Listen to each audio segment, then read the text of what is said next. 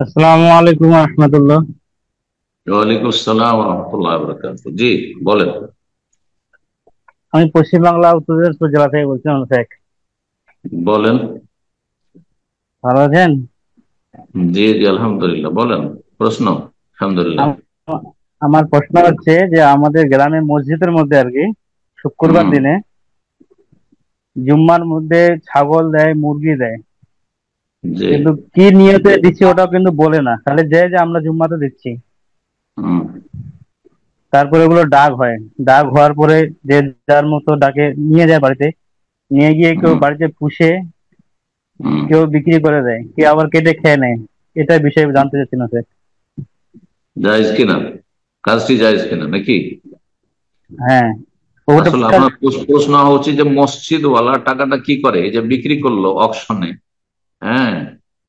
তো বিক্রি করার পরে টাকাটা কি করে, মসজিদে লাগাই না ওই সর্দার মোড়ল খেয়ে নেই, গ্রামের লোক খেয়ে নেই, কি করে?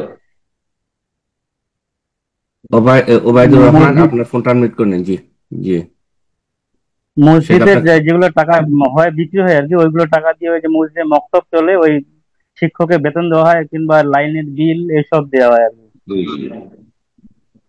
যদি কোনো ব্যক্তি মসজিদে জুমার দিনে কোনো কিছু দান সাদকা নিয়ে আসে, আর সেটা স্পষ্ট না করে যে কিসের জন্য দিচ্ছে, তাহলে আসল হচ্ছে যে সেটা মসজিদকে দেওয়া হয়েছে।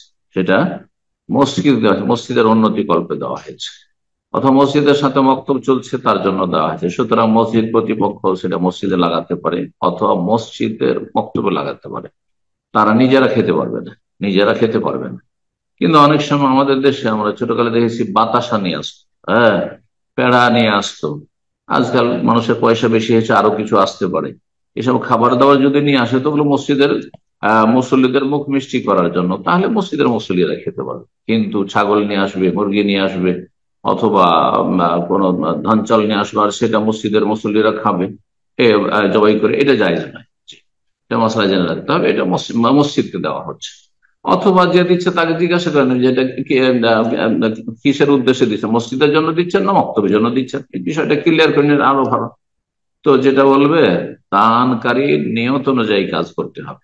আর যদি বলে যে এটা দিয়ে দিলাম আমার মসজিদে মুসল্লিদেরকে, যে খাসিটা দিলাম আপনারা জবাই করে সবাই খেয়ে নেন, অথবা মাদ্রাসার ছাত্ররা আছে ওরা ওরাকে খাওয়িয়ে দেন, তো জায়েজ আছে, সেটাও জায়েজ আছে যদি ক্লিয়ার করে দেয় সেটা। আর ক্লিয়ার যদি না করা হয় যেমনটা বললেন, তাহলে আসল হচ্ছে সেটা মসজিদকে সে দান করছে, মসজিদে নিয়ে এসেছে, মসজিদে দান করছে। আল্লাহ তাআলা আ'লাম। এইভাবে বিক্রি করা জায়েজ। কে কত দিতে পারবে, বায়ুমাই ইয়াজিদ হাদিসে রয়েছে, জায়েজ আছে, নবী সাল্লাল্লাহু আলাইহি ওয়াসাল্লাম করেছেন, সাহাবারা করেছেন, জায়েজ আছে। বারাকাল্লাহ ফিক।